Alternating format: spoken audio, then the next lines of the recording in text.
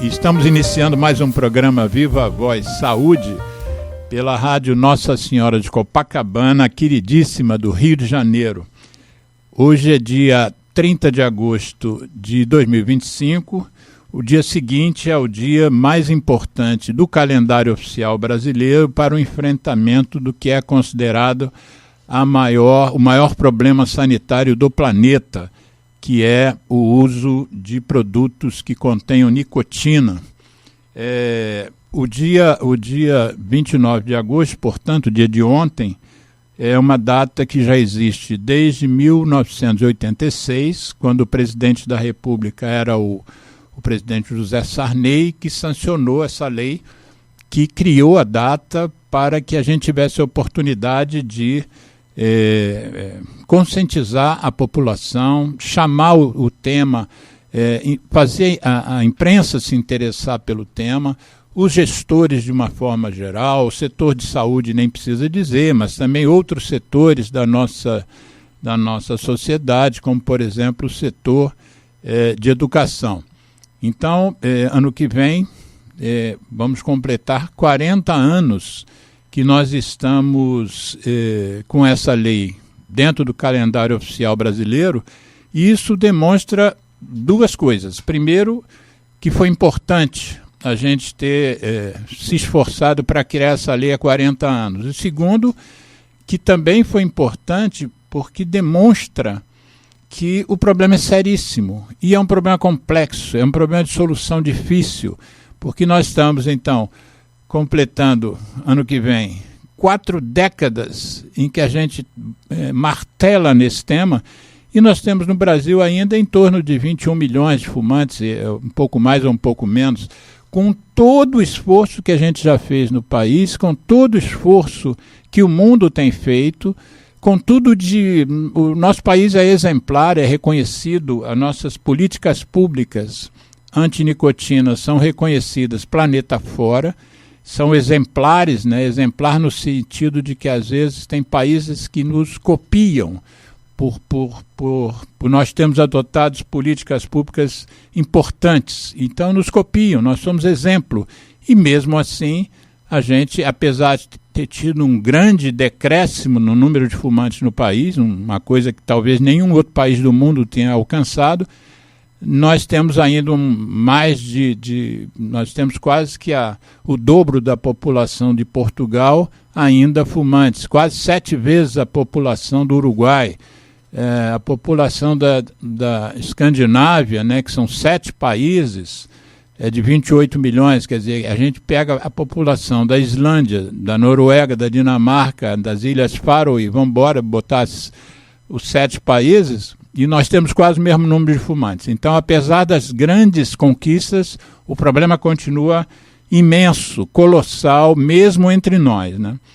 E para a gente conversar sobre esse Dia Nacional, eu convidei uma das pessoas que eu mais admiro nesse movimento brasileiro de enfrentamento da nicotina, que é uma psicóloga, minha amiga de longa data, e que está no programa de tabagismo da cidade do Rio de Janeiro, junto à Secretaria Municipal do Rio de Janeiro. Desde o início, desde a sua implantação, era ela e uma outra psicóloga parceira, a Sabrina Presma, né? E hoje ela já há alguns anos, bastante tempo já, ela é a coordenadora do programa de tabagismo da cidade e gerencia nada mais, nada menos que prestem bem atenção nisso, 238 centros de cessação, de tratamentos de fumantes espalhados por várias unidades de saúde da nossa cidade, clínicas de família e outros, né? Envolvidos na estratégia de saúde da família, mas não apenas. E então, para mim, vai ser um prazer tremendo a gente pegar esse Dia Nacional de 2025 e focar um pouco na cidade do Rio de Janeiro e nesse trabalho hercúleo da minha querida Ana Helena Hissing. É Hissing ou Hissing? O certo, Hissing. Ana Helena Hissing, que eu vou dar a ela agora a palavra para ela se apresentar, não falando do programa em si, mas a gente sempre pede os convidados para falarem um pouco por que resolveram fazer o que fazem, né? Quando você era lá adolescente e começou a pensar no que você ia, que carreira que você ia seguir e tal, a psicologia, e da psicologia, como é que você foi sugada por um tema que me é caro, né? Esse tema do tabagismo, do nicotinismo. Eu, ano que vem, em 2026, eu completo 50 anos que eu estudo tabaco, seduzido por um professor gaúcho, Mário Rigato. Então, 50 anos eu nunca deixei de me dedicar a esse tema. Quer dizer, vou completar 5 décadas, né, de sedução pelo assunto. A minha origem, meus ouvintes sabem, a maioria, que eu sou pneumologista, então nenhuma outra especialidade médica tem tanta relação com o tabaco e as doenças provocadas pelo tabaco quanto a pneumo, né? Porque é DPOC, pneumonia, câncer, tuberculose, enfim, uma série de doenças tem uma forte associação com fumo. Mas você então conta, Ana Helena, primeiro te agradecendo. Ana Helena, essa semana foi toda dedicada à Semana Nacional de Combate ao Fumo, né? Na verdade tem o dia 29, mas é a semana inteira que a gente trabalha. E ela se dedicou ao máximo, né? Ela fez atividades no metrô, nos terminais de ônibus aqui do Rio de Janeiro, o Terminal Gentileza, envolvimento com ações dentro da própria prefeitura, enfim, solicitações outras, inclusive da mídia, mas ela não conseguiu dizer não para o meu convite. Fui pegá-la em casa, entendeu? E ela disse que acordou com vontade de pensando se eu teria desistido de fazer o programa com ela hoje, de tão exausta. Mas ela é guerreira, por isso que ela está aqui. Não, ela só disse isso que já estava dentro do carro, vindo para cá, né? Não teve coragem de dizer não. É ativista, porque ela, além de ser uma técnica, é uma ativista também do tema. Mas então, Ana Helena Hissing, conte para a gente... por que você escolheu psicologia e, dentro da psicologia, por que você acabou se dedicando tanto ao tabaco? Enfim, muito obrigado pela oportunidade, Alexandre, né? Já vou entrar nesse histórico, né, de por que eu acabei nisso. Não tem muito a ver com a própria Secretaria de Saúde, porque não foi uma escolha minha, foi uma oportunidade que trabalhar na Secretaria Municipal de Saúde me trouxe, né, de chegar perto do tabagismo. Mas, enfim, voltando só um pouquinho que você disse, assim, que eu estava exausto, foi uma semana cansativa e tal, mas ao mesmo tempo eu fiquei pensando no orgulho que eu tenho de fazer parte dessa história no Rio de Janeiro e pensar, né, como de alguma forma eu estou representando tantas pessoas que estão envolvidas com isso hoje em dia, enfim, bom.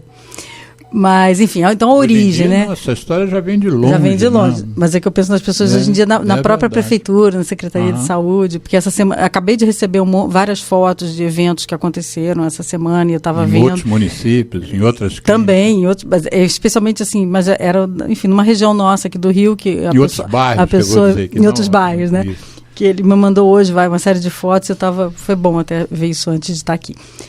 Mas, depois enfim, manda para a gente, até para quando a gente reeditar o programa, que a gente vai fazer isso amanhã, ao final do programa a gente insere essas imagens. Não, vale a pena, porque eu estava vendo umas bem interessantes, até depoimentos e tudo. Mas, enfim, é isso. Eu fiz psicologia, por acaso fui trabalhar na secretaria. Mas por que você fez psicologia? Algum psicólogo na família? Não sei, enfim.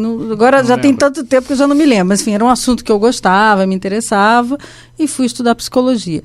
Na verdade, assim, à medida que eu fui estudando psicologia, quando a gente vai chegando no final da faculdade, que a gente começa a atender, eu até fiquei meio... depois, um pouquinho, eu comecei a me questionar se era exatamente isso que eu queria, atendimento e tal. E teve uma fase da minha vida que eu trabalhei com psicologia hospitalar, que eu até me identifiquei bastante, né? Porque a gente às vezes acha que é só consultório, né? Só psicanálise, enfim. Eu acabei me identificando muito com a questão da emergência. Eu trabalhei 10 anos na emergência do Lourenço Jorge, exatamente no programa de saúde mental, enfim. Jorge, no Hospital Municipal aqui no Rio de Janeiro, isso, na Barra. E a gente trabalhava na saúde mental na emergência, atendendo situações que você precisa abordar alguém em situações gravíssimas, enfim. Vários tipos de tentativa de suicídio, acidentes, enfim. Mas apesar de ser... com certeza. Eram situações bastante pesadas, assim, não era simples, mas era incrível como eu achava, assim, que eu me encontrei ali naquilo, eu conseguia dar conta daquilo, enfim. Mas isso foi paralelo ao programa de tabagismo na prefeitura.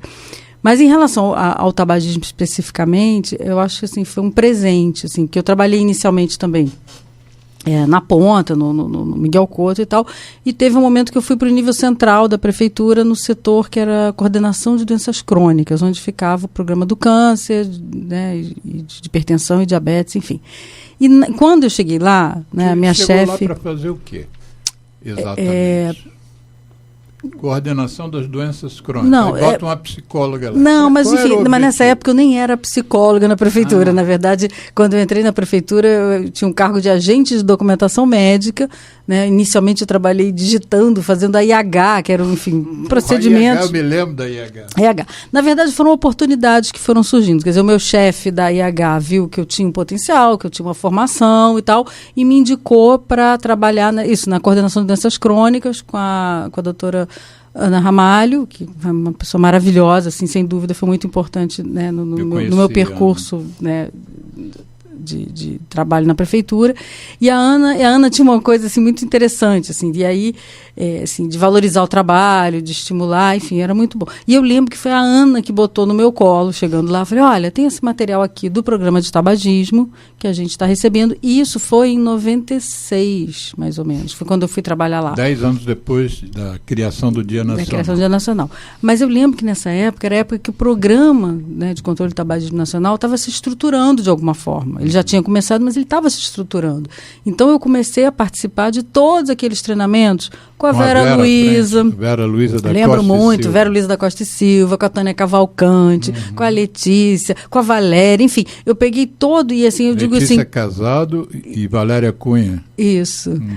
Então eu lembro assim que eu acho que enfim, toda aquela equipe, né, bem no início, Mariana Pinho também, todo mundo, eu fui pegando, então na verdade, assim, eu dei uma sorte que Mariana eu peguei... Pinho esteve aqui no início do mês com Cristina Pérez, todas elas. Ecos assim. do encontro de Dublin. Exatamente. Na Irlanda. Então, na verdade, assim, eu acho que eu dei uma sorte de pegar o início do programa de tabagismo, a estruturação, e fui, enfim, participando de todos aqueles treinamentos. A gente fazia treinamentos até fora do Rio de Janeiro, eram umas imersões, enfim. Então, foi isso, né? Assim, mas assim, é uma sorte que eu digo assim, que foi uma coisa que a prefeitura me proporcionou. Quer dizer, você não foi buscar o tabagismo não fui buscar o originalmente. Tabagismo, nunca tinha pensado nisso. Quer dizer, assim, que eu me lembro, assim, meu pai e minha mãe fumavam em casa, na verdade fumaram, pararam, depois voltaram. Eu não gostava muito. Eu até cheguei a começar a fumar, mas quando eu comecei a trabalhar, na verdade, depois dos 20 anos, uma coisa totalmente fora da curva, que tinha a ver com a coisa da equipe do trabalho, que eram vários estagiários, e a gente saía muito, enfim... Mas, enfim, não era um assunto que eu tinha imaginado na minha vida. Mas, na verdade, à medida exatamente que eu fui assistindo, Vera expondo né, informações, a Tânia Cavalcante. Eu lembro tanto de assistir as apresentações delas e pensar assim, nossa, mas esse assunto é tão interessante. E, na verdade, ele é simples, por um lado. Como é que a gente não sabe disso, já que o cigarro é uma coisa tão próxima, né, tão presente nas nossas vidas? E tem um impacto tão grande. Tem um impacto tão grande, mas assim, eram assuntos, principalmente aquela parte que explicava sobre o marketing da indústria, toda a manipulação, a propaganda. E exatamente como eu fumava um pouco nessa época, eu pensava assim, nossa, mas será que eu estou fazendo igual? Que eu estou assim, repetindo esse comportamento que disseram que todo jovem tem que fumar, que ele é mais esperto, que ele é mais legal, que ele é mais... Enfim, e aí eu fui... Você que é mulher, mais charmosa... Todas aquelas, eu falei, será que eu estou repetindo isso? Eu lembro claramente de eu estudando isso, e é engraçado como eu pensei na época, e foi aí que eu acho que foi me pegando, como que a gente não aprendeu nada disso no colégio.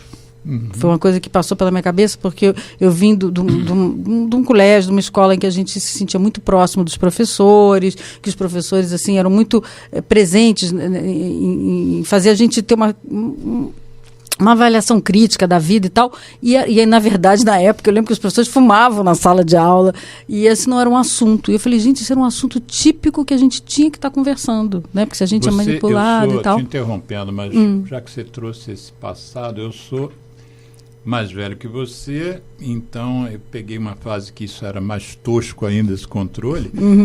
Eu terminei minha faculdade de medicina praticamente tirando o que eu busquei.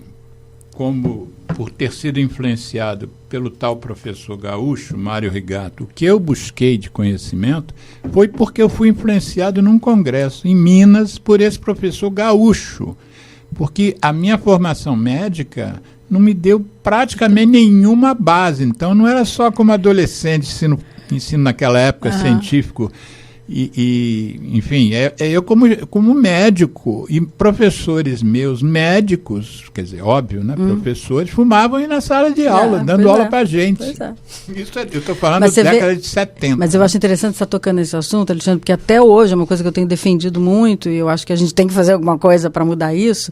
Como é que pode o programa de tabagismo, né, ter começado no final da década de 80 e até hoje não ser cadeira obrigatória das universidades de saúde, no geral, né, dos profissionais de saúde. Não estou dizendo só de medicina, até porque nas clínicas da família, né, a gente tem o médico, né, o enfermeiro, o professor de educação física, o nutricionista, o farmacêutico, todas as profissões, fisioterapeuta, todo mundo. E as pessoas, eu pergunto nos treinamentos que a gente oferece, eu sempre pergunto, alguém aprendeu alguma coisa sobre tratamento de fumante?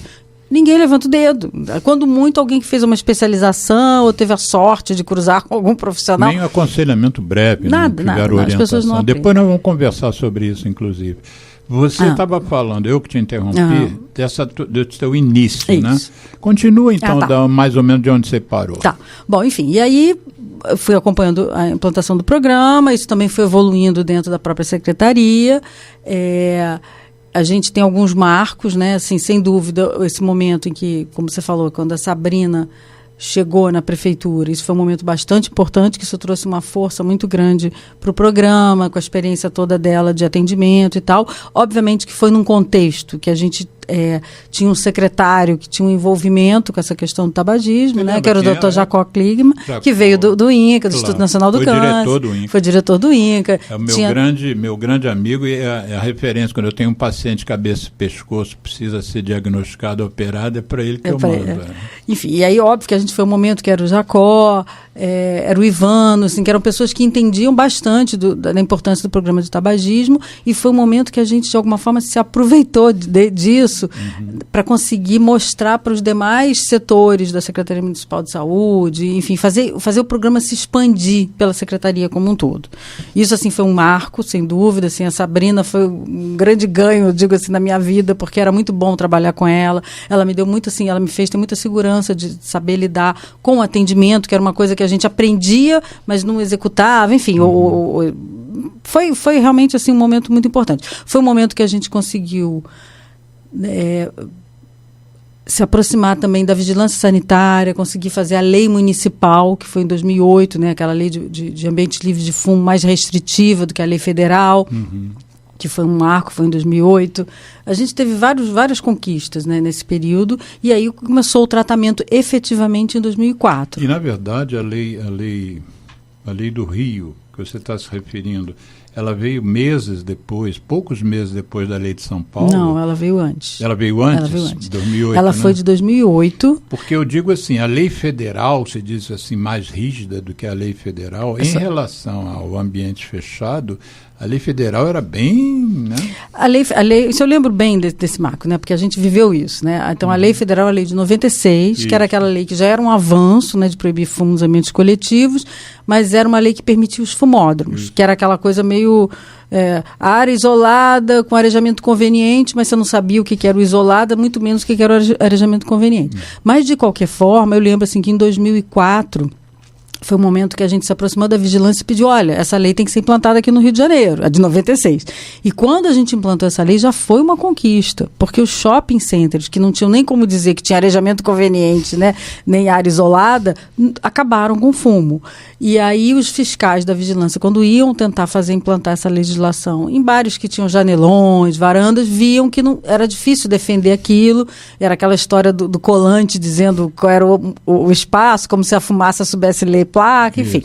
E aí foi isso que, junto do prefeito da época, que foi o César Maia, a pessoa que estava na vigilância sanitária, conseguiu que a gente fizesse ele lançar essa lei, que foi em 2008.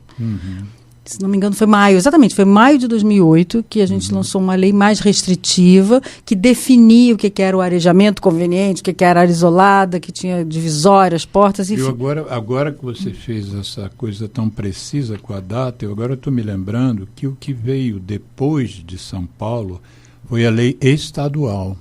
Sim. A lei estadual de São Paulo foi meses antes da lei estadual do Rio, que eu me lembro agora o filme, porque eu editei esse filme, uma decisão da Alerj, né? O prefeito mandou, o governador, se não me engano era o Sérgio Cabral, mandou o projeto de lei, ele mesmo mandou o projeto de lei para a Alerj e a Alerj aprovou. Eu estava presente. Tu estava presente. Aliás, foi muito engraçado você falar isso, porque anteontem meu filho falou: mãe, eu me lembro que você me levou para um lugar, porque não sei porquê, meu filho teve, eu levei meu filho na Alerj. Legislativa. Ele estava falando comigo isso anteontem. Eu falei: mãe, você me levou para um bar num lugar longe? Eu falei: Marcos, era ali na Alerj, na Praça Tiradentes, enfim, ali na Praça 15, né? E depois a gente foi num barzinho comemorar, eu lembro disso, que a gente foi para lá comemorar ali. Para nós que já militávamos há muito tempo nisso, que isso foi uma conquista extraordinária, né? Porque como você poder fumar, não poder fumar em ambiente fechado, se traduzia, obviamente, por consumir menos. Né? Isso, e mudou o comportamento de gerações, isso é genial. E por afetar menos outras pessoas que não fumavam, inclusive barmans, cominhos, maîtres, enfim, né? Não, pessoal que trabalhava. E o que eu acho mais importante é como você muda o comportamento das pessoas. E obviamente que eu lembro, é porque eu vivi muito isso. Eu lembro, há pouquíssimo tempo eu fiz uma apresentação sobre isso, para um convite da Tobacco Free Kids, para a gente fazer uma apresentação exatamente de como é que foi essa questão do ambiente livre de fumo aqui no Rio. Então eu relembrei isso tudo, eu tenho isso tudo, uma apresentação detalhada. E eu lembro da gente acompanhar notícias, né, que a própria indústria tentava botar no jornal. Não, isso vai reduzir a arrecadação, os garçons vão ser demitidos. E na prática, o que eu acho muito interessante é que as pessoas, de uma hora para outra, descobriram como era bom você estar no lugar sem sair fedendo, você comer sem sentir cheiro de cigarro. Então, na verdade, a mídia teve um apoio enorme para essa lei e mudou. E, na verdade, todo mundo viu como era muito melhor. E aí é interessante você ver como eram anos de um massacre da gente viver com fumaça achando que era normal. Isso. Eu lembro muito disso, porque na própria prefeitura a gente vivia, eu trabalhava nessa sala da coordenação de doenças crônicas, que tinham 3 fumantes, era uma sala enorme e a gente convivia com isso normalmente. Eu no final da minha adolescência e início da fase de medicina, de estudante, eu era discotecário, inclusive de boate. Então você saía da boate e aquela roupa que você tinha usado ali, você tinha que botar para lavar, porque a roupa ficava com um cheiro insuportável, porque as pessoas, num ambiente completamente fechado, né, porque a boate não tem luz externa, então era tudo fechado. Praticamente todas as pessoas dentro da boate fumavam. Você imagina a quantidade de não fumantes, sobretudo que estavam ali todos os dias, como os garçons, né, e os cominhos. Quanta gente não adoeceu? Não adoecia, né? Isso. Eu acho que foi uma conquista, foi um marco mesmo para a saúde pública. Né? E eu lembro que nessa época a gente fez assim, várias ações, né, comemorativas disso, valorizando os estabelecimentos que proibiam fumo. Tinha um diploma. Tinha diploma. A gente fez placas comemorativas, convidou, fez seminário para valorizar e mostrar a importância dessa conquista, enfim, parabenizar. Eu frequentava um restaurante no Leblon, que você conhece, que não existe mais, chamado Fellini. E eu me lembro que eu fui lá e fiz uma matéria, né? Gravei eles receberam uma placa nossa.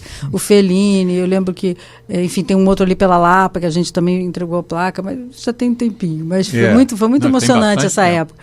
Mas, enfim, foi isso. Então, a gente teve essa lei em 2008.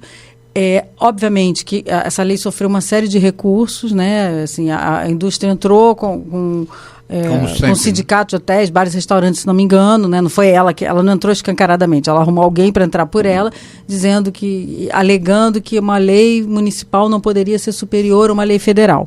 E isso ficou rolando durante um tempo e, paralelamente a isso, o Estado acabou criando a Lei Rio Sem Fumo, que foi aquela de 2009. Então, quando entrou a lei do Estado, que a nossa acabou sendo derrubada no finalzinho, na verdade, assim, a cidade já era livre de fumo e a lei estadual veio só para reforçar essa informação, e desde então a gente tem isso. Mas assim, esse assunto é um assunto que eu acho muito importante, porque eu acho, Alexandre, que as gerações mudam.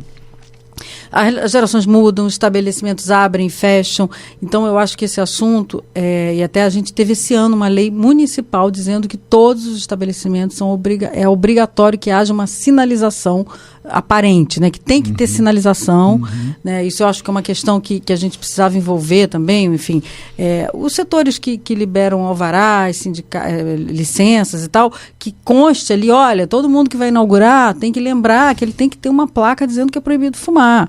Pode parecer bobagem, mas não é. Porque quando você vê a sinalização, você lembra. É uma forma também de você garantir que o garçom, né, o dono do estabelecimento, se sinta mais seguro para dizer, olha só, a placa está ali, não pode fumar e tal. Sem falar que a sinalização que a gente tem hoje no Rio de Janeiro, desde 2022, a gente solicitou isso, ela consta o desenho do cigarro eletrônico e do narguilé. Apesar dele ser proibido ser comercializado. Comercializado, mas não pode fumar. É importante que a pessoa saiba que também não pode fumar, porque logo após a pandemia, que a gente começou a ver esse consumo nos locais, a gente percebeu que os donos do estabelecimento não sabiam que ele também era proibido. Então foi uma... Enfim, pulei alguns anos aqui da história, mas era um pouco para contar essa questão do ambiente livre de fumo. Já que a gente está falando em história, eu estava outro dia arrumando uns documentos no meu escritório, e entre eles, sabe aquele quando você participa de um congresso, de um seminário, você ganha um diploma? Eu, apesar de ter sido um dos organizadores de um determinado seminário no hospital que eu trabalhava, eu era o chefe de serviço, e era, se não me engano, também o presidente do Centro de Estudos, do Hospital Rafael de Paula Souza. Então, todo mundo que deu palestra recebia um certificado. E eu recebi o meu. E o meu certificado, sabe qual foi a palestra que eu fiz no ano de 2000? Está na hora de nós proibirmos o consumo de cigarro em ambiente hospitalar.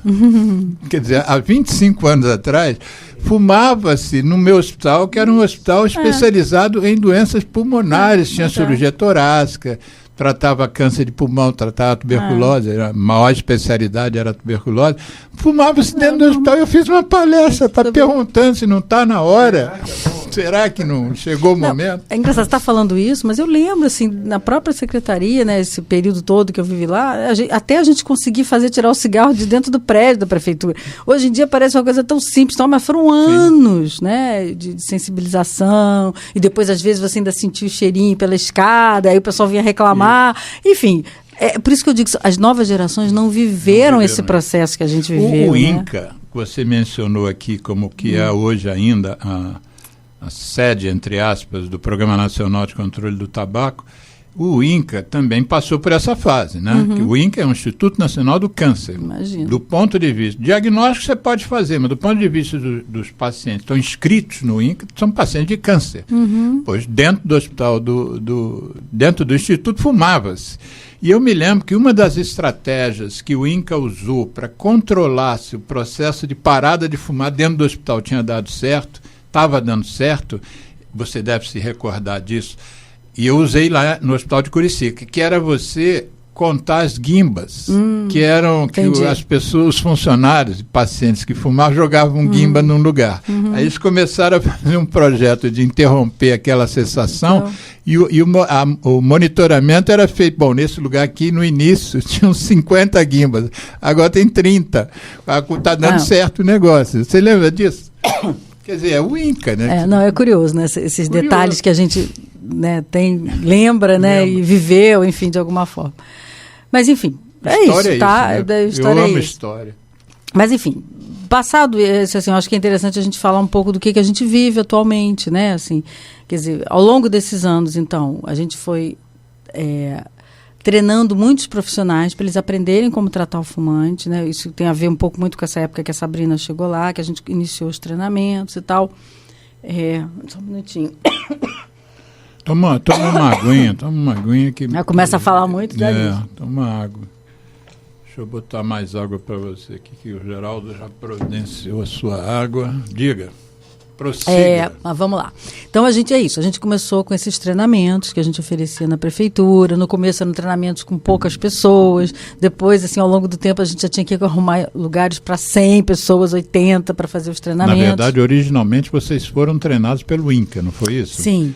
Mas, sim, o que acontecia? Os municípios foram treinados pelo INCA e tal. Mas eram treinamentos eram poucos para a gente conseguir dar conta do município inteiro. Então era treinamento uma vez por ano, no máximo 2, com 2 ou 3 pessoas.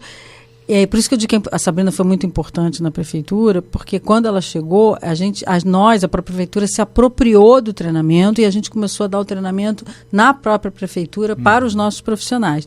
E aí um treinamento que era uma vez por ano para 2 pessoas passou a ser todo mês, inicialmente para 10, 15 pessoas, e ao longo do tempo a gente já estava treinando, a gente precisava de auditórios grandes, porque era 80, 100, tinha que recusar a vaga e fazer mais. Teve um ano que a gente ofereceu 10 treinamentos ao longo daquele ano. E à medida que isso foi andando, a gente depois fazia treinamentos locais, né? Porque como a prefeitura ela atende uma área grande no Rio de Janeiro, né? A gente está aqui, enfim, desde o centro até Santa Cruz, então a gente começou a fazer treinamentos locais. Então a gente é que ia para Santa Cruz. Quantos bairros tem o Rio? São 10 APs, né? São 10 áreas programáticas. Não vou saber te dizer. No mínimo aí 60, 70 bairros por aí. Né? Mas são 10 áreas programáticas, é isso. Então a gente começou a fazer esses treinamentos locais. Então a área organizava, separava o espaço, na verdade a gente se deslocava para esses locais durante 2 dias e treinava toda aquela população da região, os profissionais de saúde daquela região, para implantar o tratamento. Então, em 2004, a gente inaugurou 15 primeiros centros e, ao longo dos anos... 11 anos atrás. Em 2004, os 15 primeiros. E aí isso foi aumentando, a gente tem essa evolução ao longo dos anos e tal, e hoje em dia a gente já treinou todos os profissionais, enfim, que estão por aí, já conseguiu treinar ao longo do tempo. Todos os profissionais não, mas enfim, já treinou uma quantidade de mais de 10 mil pessoas já foram treinadas na prefeitura. 10 mil pessoas já. Com certeza. O último levantamento que eu vi, a gente já treinou mais de 10 mil profissionais. Você falou que em 2004, em torno de 15 locais de tratamento. E você hoje me corrigiu num textinho que eu tinha colocado, que eu tinha pego na internet. Você disse que hoje são 238 centros de tratamento. Na verdade, a gente tem 238 unidades de atenção primária no Rio de Janeiro. Dessas 238 unidades, a gente tem profissionais treinados em todas elas. Todas elas? Todas elas já tiveram profissionais treinados. Claro que às vezes tem uma certa rotatividade profissional e tal, então pode ter momentos, enfim, que a gente precisa dar uma retomada no treinamento ali, mas a gente, a princípio, tem profissional que entende de tabagismo nessas 238 unidades, que podem abordar o fumante, seja motivando para o tratamento ou atendendo efetivamente e ajudando ele a parar de fumar. Quando você fala 238 unidades, você está se referindo a 238 unidades da estratégia de saúde da família ou além da estratégia da família tem outras unidades que não são da estratégia? Tem centros municipais de saúde, mas que geralmente também tem, enfim, tem equipe de família também. A maioria, os centros são unidades que tem também a atenção primária, de qualquer forma. Deixa eu fazer uma pergunta, porque é uma curiosidade minha. Eu fui no evento se não me engano, foi no CREMERGE, em que eu tive fala, outras pessoas tiveram fala, e uma das pessoas que teve fala é a coordenadora do tabagismo da Sociedade de Pneumologia do Estado do Rio de Janeiro, a Alessandra. E ela comentou, assim, en passant, que haviam muitos programas, sobretudo fora do Rio, onde não havia médicos no programa de tabagismo. Essa realidade também se aplica ao Rio, que os programas não têm médico? Não, peraí, vamos lá. Toda unidade de saúde tem médico. O que a gente percebe é que, às vezes, assim, o médico não necessariamente ele está envolvido diretamente no tratamento, mas ele é responsável pelo usuário, de qualquer forma. Todo paciente que está na unidade... Não necessariamente é da ele... equipe do tabaco. De cessação do tabaco. É difícil dizer que não faz parte da equipe do tabaco, porque ele faz parte da equipe que trata da estratégia da saúde da família. Então, se precisar enfim, de qualquer situação... Mas esses médicos foram capacitados? Muitos. Sempre que possível a gente está capacitando. Mas, enfim, é interessante você falar disso, porque o que a gente tem tentado fazer ao longo dos anos também? Além de oferecer o treinamento, como é que a gente amplia um pouco, ou a gente dá conta desse furo que eu estava dizendo que existe, que não está na formação nas universidades? A gente disponibiliza muitos materiais, a gente já gravou todas as aulas estão todas separadas, estão gravadas, estão disponíveis para a pessoa poder aprender. A gente criou materiais em 2023, são essas cartilhas, esses cadernos de promoção da saúde. É recente, então. É bem recente, que a gente fez esses cadernos tanto ensinando sobre o tratamento, como sobre abordagem e acolhimento voltado para os agentes comunitários, que é exatamente para a gente tentar expandir essa fala, esse conhecimento sobre abordar e tratar. Porque não necessariamente você tem que saber tudo, como é que trata, como é que usa a medicação, mas você tem que saber como abordar, como sensibilizar, fazer uma conta sobre o gasto, né, para a pessoa, de repente, poxa, realmente, né, eu não queria parar de fumar, mas eu estou gastando muito. Já que você está tocando nesse assunto, que não precisa saber tudo, fala um pouquinho da estratégia da abordagem breve. O que assim... Porque uma coisa é você, por exemplo, eu sou um especialista em tratar fumante. Eu trato fumante antes de haver tratamento para fumante. Então eu tenho um nível de conhecimento e de experiência. Agora, isso não impede que uma paciente que vai fazer um preventivo ginecológico e esteja lá naquela consulta, ou a enfermeira que vai fazer, ou o médico que vai coletar o material, nada impede que ela receba ali informação, né? Exatamente. Então, fala o que você sente da importância dessa abordagem breve, que a gente chama de breve, né? Pois quando você está falando disso, eu estou lembrando um pouco daquilo que eu falei no começo, quando eu comecei a ver a Vera Luiza, a Tânia Cavalcante falando sobre tabagismo. Você acaba aprendendo tanta coisa sobre tabagismo, que eu digo que são simples, né? Vamos dizer, quando eu digo que é simples, é que não necessariamente você tem que saber como é que o monóxido de carbono interfere, a nicotina.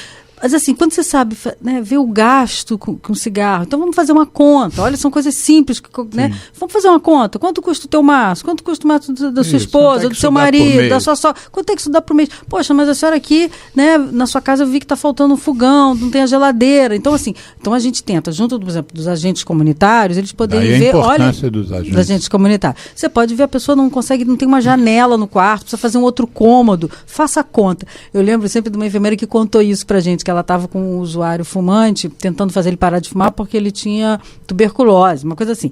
E a questão de saúde não estava sensibilizando. Até uma hora que ela virou para ele e falou assim, mas Florinho, você gasta muito. Ele falou, não, doutora, eu não gasto nada. Faz a conta. E aí ele fez a conta e ele falou, nossa, doutora, no primeiro mês eu faço uma parede na minha casa, lá na coisa, depois eu emboço, e depois dá até para eu comprar um Walkman. Eu acho que tem gente que não sabe nem o que é um Walkman, mas enfim... Então, e ele voltou 3 meses depois, né? Ele tinha feito a obra, tinha emboçado a parede, tinha pintado a parede e tinha comprado até o radinho lá para ouvir a música, vamos dizer assim. Não, Walkman, o pessoal vai pesquisar, bota no Google. O que é. Mas enfim, então assim, aí quando você se dá conta disso, é isso. Então, como eu estava explicando, abordagem breve. Você tem que poder falar de dinheiro, falar da beleza, da pele, dos dentes e adequar a informação para o público que você está falando. E que mais? Por exemplo, da família mesmo, né? Assim, a gente cansa de atender gente que diz assim, minha filha vai ter meu netinho, ela já disse que eu não vou poder chegar perto dele porque eu fumo. E aí você, então é essa a questão? Não, mas sabia que se você para de fumar e vai ficar cheirosa, não sei o quê. Então a gente tem como ampliar essas abordagens que não seja só falar de saúde, né? De doença. É óbvio que você não pode deixar de lado se a pessoa tem um risco, mas a gente sempre fala disso. E outra coisa que até a gente falou muito disso ontem, é mostrar o lado bom de parar de fumar. Sim. Não é você vai ter câncer. Não, mostra assim, olha só, você vai conquistar capacidade respiratória, você vai ter mais dinheiro, a tua pele vai ficar mais bonita, você vai viver mais. E melhor. E por aí vai. E tentar, eu sempre digo para eles, presta atenção, porque às vezes surgem coisas que a pessoa nem lembra. Eu lembro sempre também de um cara que eu tratei há muitos anos atrás, e que um dia depois ele voltou dizendo, sabe que engraçado?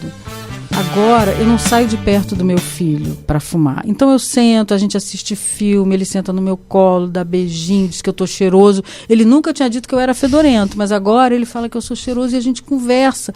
Então assim, ele notou que tirar o cigarro melhorou a relação dele com o filho.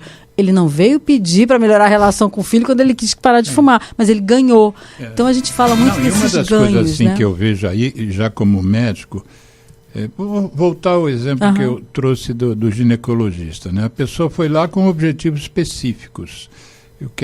Chegou o momento de eu fazer meu preventivo ginecológico, eu faço todo ano. Aí, uma das coisas que eu discutia com meus residentes na época de pneumologia, por exemplo, havia uma apresentação dos casos, né? Tinha o dia da reunião semanal e tinha que apresentar, cada um apresentava 5, 6 casos. E eles descreviam todos os detalhes do caso. E aí não informava, o paciente é fumante ou não é fumante. E eu sempre perguntava, vem cá, o paciente é fumante? Uns iam ver na hora, iam ler lá na hora para saber, pegar o prontuário para saber. E outros descobriam que não tinha informação ali no prontuário médico de um paciente de pneumologia. Nessa época, o pouco valor que se dava ao tabaco era nesse nível. Num serviço especializado, não se perguntava se o paciente era fumante ou não. Mas isso era interessante, Alexandre, porque eu acho assim que são muitos anos, né, da gente, da indústria mesmo, né, fazendo essa propaganda e tudo mais, fazendo a gente acreditar que fumar é um hábito, é uma coisa, é um comportamento natural, faz parte. Então até hoje, na hora que você quiser, é uma bobagem, como se fosse uma coisa menor. Então eu acho que até hoje a gente, na verdade, está sempre batalhando mesmo também para ter um registro, para perguntar se a pessoa é fumante, ter um registro e tentar ensinar eles o que mais você pode falar, porque senão fica aquela conversa muito simples e rasa. Por isso até que a gente fala muito disso. Olha quanta coisa você pode perguntar e associar, até porque, enfim, e é uma dependência, é uma doença, tem CID. Então, até hoje é uma batalha. Eu fiz uma pesquisa com pessoas que fazem pré-natal, né? E eu fiz uma pesquisa com pessoas atendidas, as mulheres gestantes, as gestantes. E em boa parte das respostas, nunca tinha havido uma ênfase para que elas parassem de fumar. E a gente sabe que poucas coisas interferem tanto com a gravidez quanto o fumo da mãe e até o fumo passivo, quando só o pai fuma. E aí você está num pré-natal, isso não é nem questionado e nem é, portanto, orientado que o seu bebê está sob risco, né? É uma coisa interessante, porque eu acho que é isso que talvez ainda hoje, eu já estou nessa, vai fazer 50 anos, você vai fazer já uns 30 ou 40, até hoje a gente percebe que o profissional de saúde ainda não comprou a ideia da importância no nível que é, né? Desde 98, a OMS disse que o tabagismo, que eu volto a dizer, prefiro chamar de nicotinismo, é o maior problema de saúde do planeta.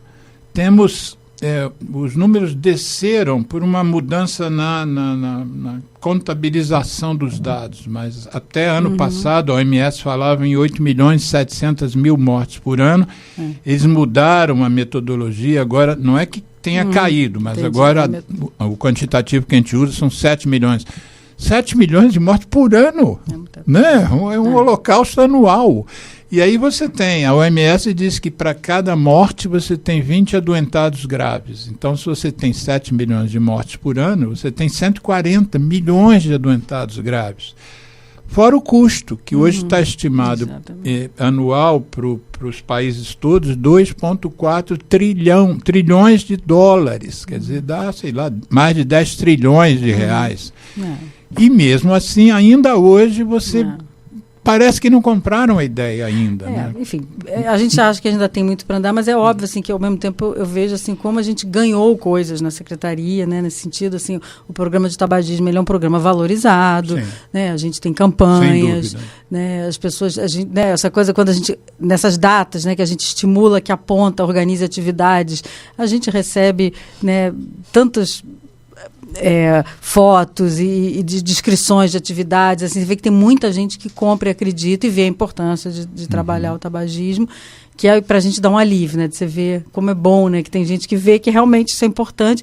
E é uma coisa que eu sempre defendo com eles, assim, gente, quando você ajuda alguém a parar de fumar, você acaba mexendo em outras questões que melhoram a qualidade de vida. Porque ele tem que pensar na atividade física, ele tem que pensar na comida, ele começa a perceber como ele tem mais tempo na vida para a família, para ele mesmo. Então você mexe com a qualidade de vida dele como um todo. E você mexe rápido, porque se o cara tem que parar de fumar, ele precisa resolver essas questões no processo de parada. E que, aliás, vão ajudar, ao mesmo tempo que ele tem que resolver, vão ajudar ele a parar melhor, mais tranquilo, mais feliz. Não, e até o paciente também acaba tendo a noção de que ele é um exemplo para dentro da própria família dele, né? Autoestima. O dela, né? A gente vê isso, assim, como melhora a autoestima desses usuários, né? Que estavam há anos sem conseguir parar de fumar e conseguiu, conquistou. Exatamente, ele vira um exemplo para a comunidade, para a família. Então, assim, são tantos ganhos que eu acho que são muito legais, assim, principalmente isso. Você não precisa falar do que vai fazer mal, você tem que falar o contrário, do bem que você vai ter. E eu brinco até que a gente tem uma propaganda que é verdadeira, a gente não precisa mentir. A indústria, né, precisou mentir, inventar, dizer que você vai ficar mais... Mente, ouve e dorme, né? Isso quer dizer, como é que eles conseguem vender um produto que sabe que faz mal e conseguem botar a cabeça no travesseiro e dormir? Mas, enfim, eu acho que... Não só faz mal, né? Um produto que faz muito mal. Faz mais... contribui para o surgimento de mais de 70 doenças diferentes. Fora que a mesma pessoa pode ter mais de uma doença, né? É um negócio de 19 tipos de cânceres diferentes. Isso tudo para ganhar dinheiro. O objetivo é ganhar dinheiro. Nós vamos fazer uma pausa e depois eu vou querer fazer um elogio ao nosso prefeito Eduardo Paes. E aí eu queria saber o que vocês poderiam fazer. Você já sabe desse meu empenho.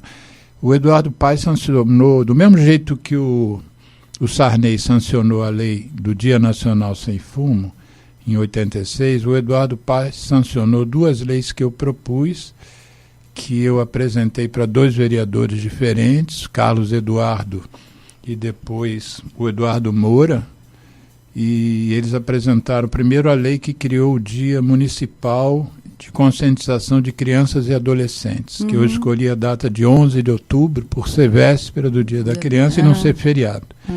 E depois a lei de conscientização também da DPOC, que é uma doença pulmonar, que é a 3ª causa de morte no mundo, e a data que eu escolhi foi o do nascimento do meu mentor. Quem me seduziu para o tabagismo em 76 foi Mário Rigato, mas quem me deu a base, porque ele escreveu um livro que para mim era a minha bíblia, Tabagismo, um problema de saúde pública. Eu tenho a edição de 81. Foi o José Rosenberg, né? E o José Rosenberg estudou não só tabagismo, mas ele estudou também enfisema, muito. Eu li muita coisa. Então, como eu estava criando o dia do enfisema, eu botei a data que ele nasceu, que é 19 de setembro. Então, no mês que vem agora, que está entrando, tem essa data, que para mim é super importante, porque das doenças que o cigarro mata no Brasil, a que ele mais mata é da DPOC, né? Eu estou querendo fazer com que essa lei seja nacional. E o dia municipal da conscientização de criança, dia 11 de outubro, a deputada Marta Rocha já transformou a lei em estadual, né? Então, desde 2022, nós temos já a lei estadual, que eu também quero transformá-la em nacional, para que a gente esse problema ainda vai demorar muito a ser controlado, né? Eu daqui a pouco estou passando meu bastão, como eu disse outro dia para um colega numa entrevista, depois de 50 anos, daqui a pouco eu estou passando o bastão, né? Como outros já passaram para mim o bastão, já não estão mais aqui entre nós, né? E eu acho que esse problema ainda continua, porque a indústria ainda está viva, a indústria tem dinheiro, a indústria compra parlamentares, políticos, compra, enfim, políticos, compra imprensa, espaço na imprensa, escolhe os melhores advogados, escolhe as melhores empresas de publicidade. Então esse problema não deve ainda talvez a minha geração, a sua talvez, mas a minha eu acho que eu não vejo o fim dessa história, não. Mas nós vamos fazer então um intervalinho para 1 ou 2 músicas que o Geraldo vai escolher da nossa ONG, do CAT, que são músicas que falam mal do cigarro. Daqui a pouco a gente volta. ZY1 201, Associação Comunitária Nossa Senhora de Copacabana, 98,7 FM, a onda que chega ao seu coração. Rua Hilário de Gouveia, número 36, 9º andar, Copacabana, Rio de Janeiro.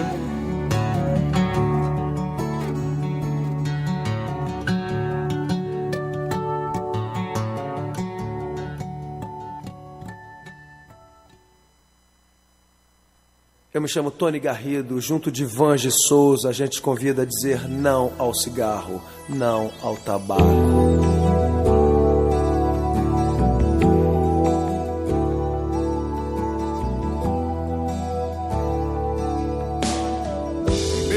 Caos da fumaça de tantos carros e chaminés, somado ao ar já pesado, cigarros, charutos e narguilés.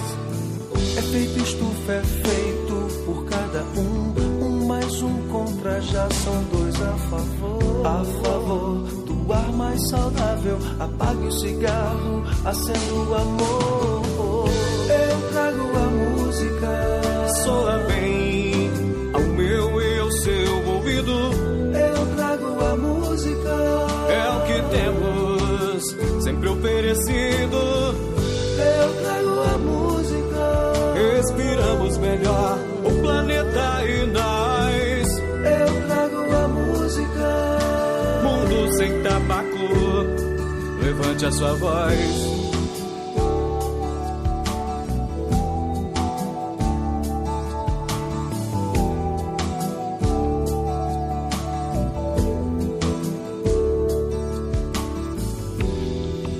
Eu trago a música, soa bem ao meu e ao seu ouvido. É o que temos sempre oferecido. Eu trago a música, respiramos melhor o planeta e nós.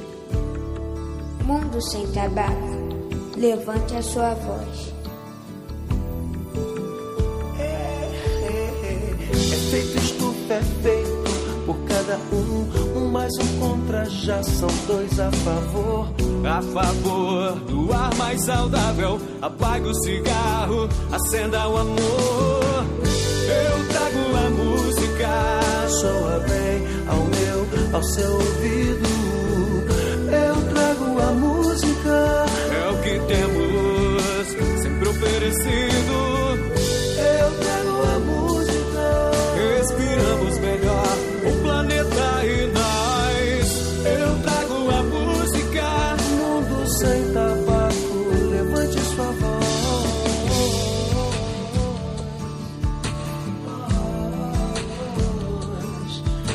Levante a sua voz, levante a sua voz. Eu trago a música, respiramos melhor o planeta e nós. Eu trago a música, mundo sem tabaco, levante a sua voz. Eu me chamo Vange Souza, junto de Tony Garrido, a gente te convidou a dizer não ao cigarro, não ao tabaco.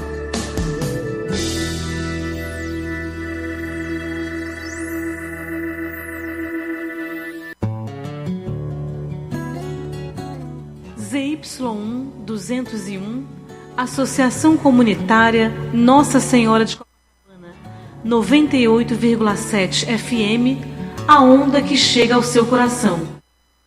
Rua Hilário de Gouveia, número 36, nono andar, Copacabana, Rio de Janeiro. Estamos reiniciando o programa Viva a Voz Saúde, que é feito com muito carinho para a gente tentar, já tem mais de 10 anos que a gente está com esse programa e o nosso objetivo é sempre de informar em saúde, na maioria das vezes, que às vezes a gente traz uns temas aqui correlatos, ou às vezes que não tem nada a ver com saúde, mas o objetivo nosso, da nossa organização da sociedade civil, do CAT, é justamente passar informação para as pessoas poderem fazer melhores escolhas. E hoje nós estamos tendo a oportunidade de trazer aqui uma das mães da matéria aqui em relação ao tratamento do tabagismo, aproveitando e dando ênfase ao fato de que ontem foi o Dia Nacional de Combate ao Fumo, uma data que, ano que vem, completa 40 anos, que é um esforço de todo o país, não só do pessoal da área sanitária, né, dos profissionais de saúde, mas hoje já envolvendo uma série de categorias, né? A gente tem um trabalho extraordinário feito pelos advogados, extraordinário, um trabalho feito muito fortemente também pelos parlamentares. Nós temos vários parlamentares já há décadas envolvidos e ajudando a gente a criar leis que contribuam para o controle do tabaco. Existem, inclusive, por exemplo, do ponto de vista de financiamento internacional, de organizações que patrocinam, que dão apoio por exemplo, a organizações brasileiras ou a iniciativas brasileiras, de que eles não aportam recursos se o que for ser feito não vá mudar a lei. Então, considera-se que mudar a lei é o que mais pode possibilitar que você atinja um objetivo, às vezes um objetivo sanitário, como, por exemplo, a gente ter criado uma lei em 2009, uma RDC de número 46 da Agência Nacional de Vigilância Sanitária, a Anvisa, que impede toda forma de se propagar cigarro eletrônico no Brasil, desde importar, fabricar, vender, distribuir, fazer propaganda e agora, inclusive, até transportar. Isso tudo é lei. Isso tudo é esforço de gente que entende de fazer lei, e entende da matéria, em primeiro lugar. Então, há um trabalho muito feito pelos técnicos e pelas organizações da sociedade civil, por exemplo, de sensibilizar os parlamentares. Eu, no primeiro bloco, acabei de fazer uma referência aqui, 2 leis que fui eu que propus aqui no município do estado do Rio, e para isso a gente tem que fazer lá um trabalho de boca a boca junto ao vereador, ou ao deputado estadual, ou, no caso do Congresso, aos deputados federais e senadores. Mas hoje nós temos o prazer, então, de estar conversando aqui com a Ana Helena Rissen, que é a atual, já de bastante tempo, coordenadora, gerente do programa de tabagismo da Secretaria Municipal de Saúde da minha cidade, da cidade maravilhosa do Rio de Janeiro. E eu, no final do primeiro bloco, eu fiz uma referência, um agradecimento que eu estava fazendo ao atual prefeito da cidade do Rio de Janeiro, que quando me deu esse prazer de sancionar os 2 projetos de lei que a gente tinha proposto, ele estava ainda em outro mandato, não era nem nesse, né? E então, como é que você vê, você que já passou por vários alcaides, né, dentro da secretaria, como é que você vê o prefeito Eduardo Paes e o envolvimento dele com o teu setor, com o teu departamento que você gerencia? Enfim, a gente tem muito apoio, né? Eu digo assim que o programa de tabagismo ele é bem privilegiado lá na prefeitura, porque a gente é um programa que a gente consegue, enfim, no geral, fazer bastante coisa e tem apoio, é valorizado, até porque eu acho que é um assunto que tem uma pauta muito positiva, né? Eu lembro que quando você falou dessas leis, assim, a gente vê cada vez mais as gerências, né, envolvidas, a gerência de pneumo e a gerência, eu lembrei também da gerência de saúde bucal, que é muito envolvida, né? Então a gente vê que são programas que estão muito, programas não, são assuntos, né, são gerências, né, tanto de saúde bucal quanto de pneumo, que eles estão preocupados também, né, com que os seus profissionais fiquem de olho nos tabagistas, que obviamente são os que têm mais risco de ter tantos problemas de lesão de boca, né, de problemas, né, na questão da saúde bucal, como também problemas respiratórios em relação da pneumo, DPOC e tal. Quando você falou da lei, você tinha falado da legislação sobre o dia da conscientização da criança e do adolescente contra o risco de tabagismo, que, aliás, agora é uma semana, né, porque virou estadual. Aliás, até é interessante, quando a gente fala dessas datas, seja Dia Mundial, Dia Nacional, Dia da Conscientização, as comemorações, elas são ao longo do mês, às vezes até, né, nem é no dia especificamente. E essa data é um momento muito interessante que a gente tem, geralmente, a gente foca muito... uma parceria com o Programa de Saúde na Escola, né, o PSE Carioca, e a gente desenvolve ação nas escolas, tanto escolas municipais quanto aquelas escolas municipais, mas que têm parceria com estaduais, porque atendem os adolescentes, né, porque assim, na verdade, a Secretaria, as escolas... o ensino fundamental. A gente já tem feito há alguns anos, né, junto aos adolescentes, e aí foi muito interessante que a gente fez um ano numa escola lá em Campo Grande, E quando a gente chegou lá, a coordenação da escola tinha feito todos os alunos fazerem um levantamento, uma pesquisa sobre cigarro eletrônico. Então, no dia que a gente estava lá, a quantidade de cartazes, aquela pesquisa bem de escola, e estava muito interessante, estava muito rico isso. O nome dessa escola, que eu quero divulgar isso, claro. Acho que as boas iniciativas têm que ser... Isso, acho que já tem uns 2 anos que a gente foi lá, mas todo ano acaba acontecendo, então isso provavelmente agora em outubro é aquele momento que a gente busca isso, essa parceria e desenvolver, né, essas atividades em escola. A gente já tem alguns anos... A lei valeu, né? Não, valeu até para a gente, né, que tem que ser mesmo, né? Sem dúvida a gente tem que pensar na prevenção para evitar que a gente tenha gente para tratar, né? O ideal é isso. E a gente tem uma campanha também que já tem desde alguns anos, né? Desde 2022 a gente começou com essas campanhas para divulgar e informar sobre cigarros eletrônicos, né? Dispositivos eletrônicos para fumar. E a gente tem uma campanha até em parceria com um projeto internacional, né? Que é a parceria Cidade Saudável, junto com a Bloomberg e com a Vital Strategy. Então, a campanha até, enfim, está nas mídias da Saúde _Rio, tem a campanha toda sobre cigarro eletrônico. Na reedição do programa eu vou botar esse endereço.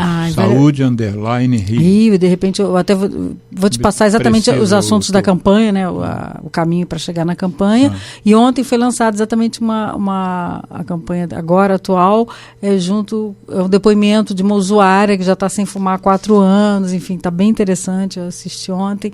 Enfim, então é muito legal, assim, porque a gente vê, são diferentes, na verdade é isso, diferentes setores, né? Aliás, setores além da saúde, como precisam se envolver. Isso. Todo mundo que tem relação com comércio ou consumo de tabaco tem possibilidade de agir e ajudar para a gente reduzir, né?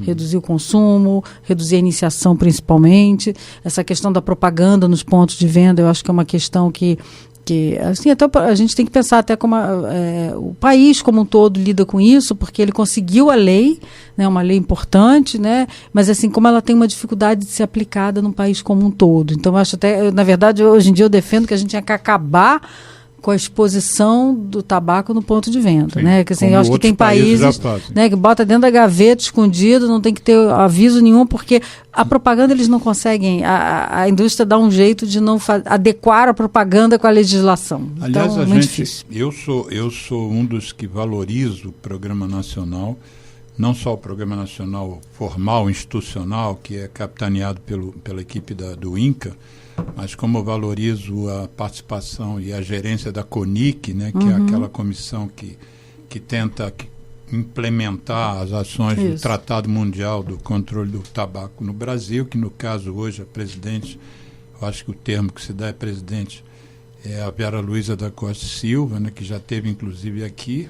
Aliás, uma informação rapidamente para os ouvintes é que eu fiz um corte na entrevista da Vera Luiza e acabei de republicar no meu canal, em que ela menciona, é um corte de 2 minutos, na reedição do programa eu vou botar o link, que ela menciona que o Brasil perde mais de 150 milhões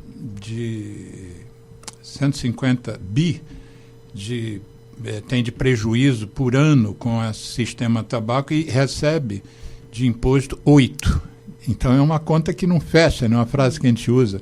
E a indústria continua dizendo que contribui para o desenvolvimento do Brasil, que gera emprego, mas o prejuízo é de 142 bi só, por apenas. Né?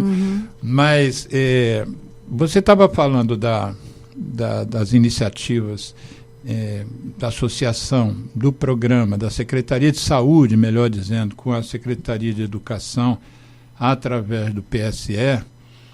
E é bom a gente frisar para quem estiver nos ouvindo a importância de você trabalhar a iniciação, né, e a não experimentação da criançada em nicotina, porque há décadas, isso não é um conhecimento recente, há décadas a gente sabe que 90% de quem começa a fumar começou antes de completar 18 anos, né, e 95% antes de completar 21. Quer dizer, se a gente conseguisse fazer as pessoas chegarem aos 21 sem terem experimentado nicotina, e é difícil, né? Porque essa tem sido uma tarefa das mais hercúleas, porque a fase da adolescência é a fase justamente da curiosidade e da experimentação.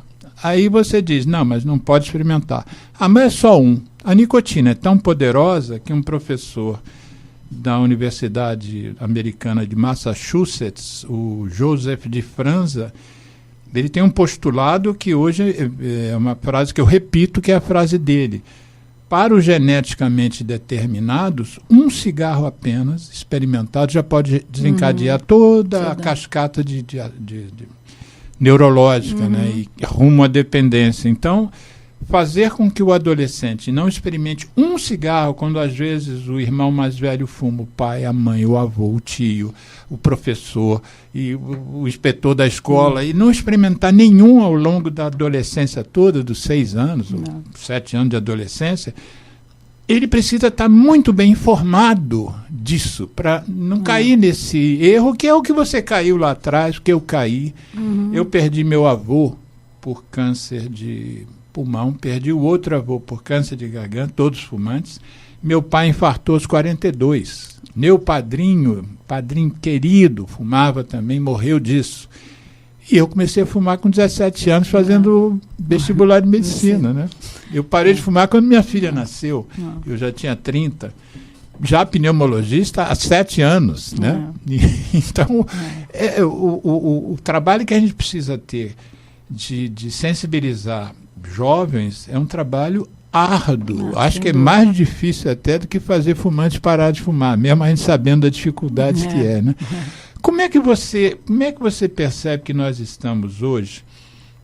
Não quero números, não. Eu quero só que você, que está militando nisso já há décadas dentro da Secretaria, como é que você está vendo essa aproximação saúde e educação hoje?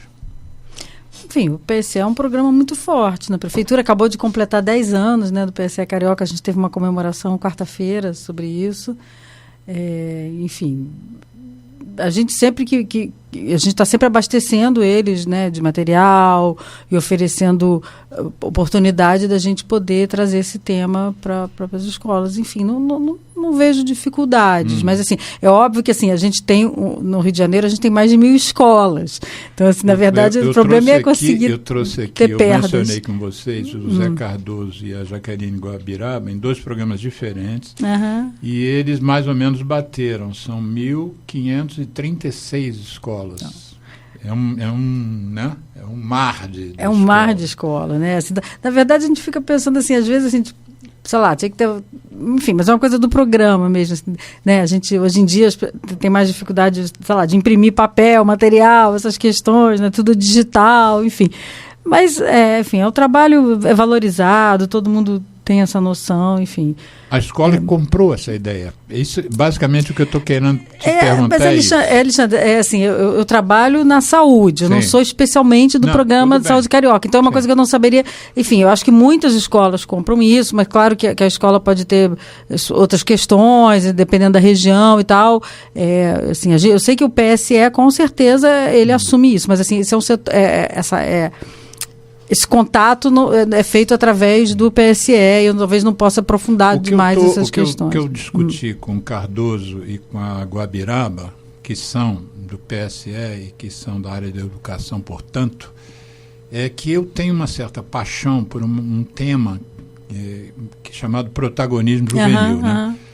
Porque eu acho que uma criança um rapaz, uma moça de 17 anos, conversando com um menino ou uma menina de 13, como eles têm uma faixa etária que é parecida, o que eles dizem às vezes pode ser mais absorvido pelo menino de 13, a menina de 13, do que eu chegar lá com 70 anos, com meu cabelo branco, de blazer. Mas isso, assim, é o que a gente conta na Secretaria de Saúde, né, o REP da saúde, que a gente chama, a Rede de Adolescentes e Promotores da Saúde, que isso é um trabalho maravilhoso que a gente desenvolve lá na Secretaria. Na verdade, quando eles entram, né, assim, uma das primeiras coisas que a gente faz exatamente é atualizar eles sobre as questões de tabagismo. A gente vai criando formas, assim, quiz, né, algumas estratégias exatamente assim, e eles todos acabam se envolvendo bastante. É curioso como a gente vê depoimentos, assim, às vezes algum deles podia estar até fumando, não, como deixa de fumar. Esses jovens do REP da saúde, em que idade mais ou menos eles têm? É até 24 anos, se não me engano. Mas eu já vi 17, ações deles em unidade de saúde e em escolas, né? A maioria deles não, todos eles estão, a referência deles são nas 10 áreas, alguma unidade de saúde daquelas áreas. Não é bem escola. Não, eles podem até eles são da saúde. Sim, são da saúde. É uma formação na saúde, em coisas de saúde. Eu vi ações em sala de espera, né? Muito interessante. Eles acabam agindo pelo território, então podem ir nas escolas, como podem em algumas outras situações. É uma formação, na verdade é uma formação, né? Eles são formados nesses assuntos e é muito interessante como a gente acaba contribuindo também para a vida deles. A gente fez um programa aqui com uma membra de uma dessas equipes de rap da saúde, já tem, não sei se o Geraldo lembra, deve ter uns 8 anos mais ou menos. Vou até tentar resgatar essa entrevista, foi ótimo. Mas esse é um programa muito interessante. E é incrível como esses meninos, né, e meninas estão ganhando o mundo, né? Assim, agora estão indo para um evento da Unicef, enfim, tiveram em Brasília em eventos também do Ministério voltados para adolescente. Enfim, é uma equipe, um trabalho muito interessante. Você fez uma observação no primeiro bloco e eu quero fazer um programa aqui em que eu convide 1 ou 2 ACS, né, Agentes Comunitários de Saúde. E aí você fez uma observação, obviamente eles fazem parte da estratégia de saúde da família, mas em relação ao tabagismo, como é que tem sido o papel deles, como é que eles têm contribuído pelo que você tem observado e orientado? Enfim, eles conhecem todo o território, né? Porque às vezes, geralmente, eles são moradores, fazem parte, eles moram, são os vizinhos e tal. A gente teve até um encontro ontem, né? Com tinha 110 pessoas, né? No nosso encontro. Na prefeitura. 100 pessoas, né, na verdade, 100 ACS, que a gente convidou os ACS exatamente para valorizar o trabalho deles, a importância, né, porque eles que estão ali na ponta, né, é o vizinho, estão na proximidade dele, e como é importante eles entenderem desse assunto. Quem está nos ouvindo e não conhece, tem gente que não conhece o SUS, né, não conhece as políticas públicas. Explica como é que é uma política da estratégia da saúde da família até chegar no ACS. Quem é que participa dessa estratégia? Vamos dizer, tem aqui Copacabana, deve ter uma clínica da família ali, né? Quem é que faz parte e qual é o papel do ACS, por exemplo, numa área distrita à clínica da família aqui de Copacabana? Um exemplo.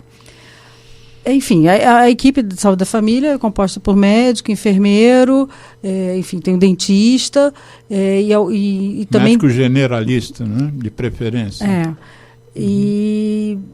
Enfim, tem os ACS, né, e eles atendem enfim, tem um público, né, que eles são que são responsáveis e eles atendem aquela população. Em geral são 4 mil famílias, um negócio 3 mil, né? 4 mil famílias, enfim, eles acabam conhecendo aquela família do território, e eles têm que atender, enfim, é o programa de estratégia da família. E conhecer não é a mesma coisa que eu como médico, conhecer um paciente, né? Ele conhece a casa do paciente. As realidades que vivem, as famílias. Isso, aquela história que você falou, a senhora está gastando dinheiro, mas a senhora não tem fogão. Isso, exatamente, a gente acaba trazendo... O médico não sabe que não tem fogão na casa da pessoa, né? Não, pode até saber também, enfim. Foi lá fazer uma visita. Mas, enfim, é muito rico, né, as possibilidades que eles acabam trazendo. E eles vigiam as pessoas, assim, se tem cigarro dentro de casa. Eles acabam falando disso, assim, que às vezes, ele diz que não fumou, mas a gente sabe, a gente está vendo. Então, assim, é óbvio que tem que saber como você lidar com isso, que isso não vire uma repressão, né, uma coisa difícil e tal. Ser olhados com desconfiança. Olhados com desconfiança, e lá vem aquele e tal. Vai dedurar a gente. Mas é muito interessante, assim, a gente possibilitar que eles conheçam, entendam desse assunto, até porque quando a gente vai olhar os dados, a gente vê, né, que quanto menos acesso a estudo, né, menos renda e tal, é onde você mais vai encontrar fumante. Então a gente sempre digo, essa correlação está super estabelecida, né? Então a gente fala assim, como é importante a gente difundir a informação exatamente para as pessoas terem as mesmas chances, né? Quanto mais eles souberem, né, dos temas, dos assuntos, tiverem conhecimento, mais eles vão poder se proteger.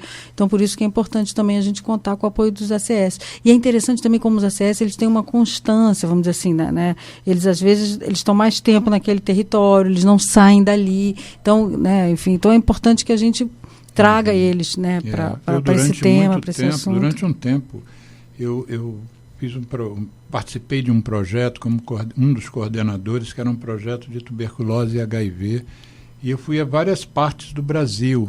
Basicamente eu e Roberto Pereira, que é um psicólogo que é do Fórum de Tuberculose, mas na época estava conosco.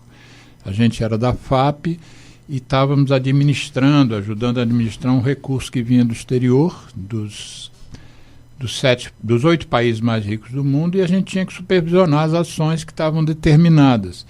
Então eu fui para Ilhéus, fui para Manaus, fui para um monte de lugares e participar dos treinamentos das pessoas em tuberculose, em fazer teste de HIV, aconselhamento, em fazer um teste de PPD, fazer aquele teste na pele. E, enfim, a gente capacitava uma quantidade grande de pessoas, às vezes, por exemplo, escolhia Ilhéus, mas vinham profissionais de outros municípios e tal. E a gente fazia um controle para frente, 6 meses depois, 1 ano depois. Não raro, não tinha mais ninguém da equipe. Tinha mudado o prefeito, todo mundo tinha sido mandado embora. A equipe tinha se dissolvido. Toda aquela capacitação tinha ido para o espaço.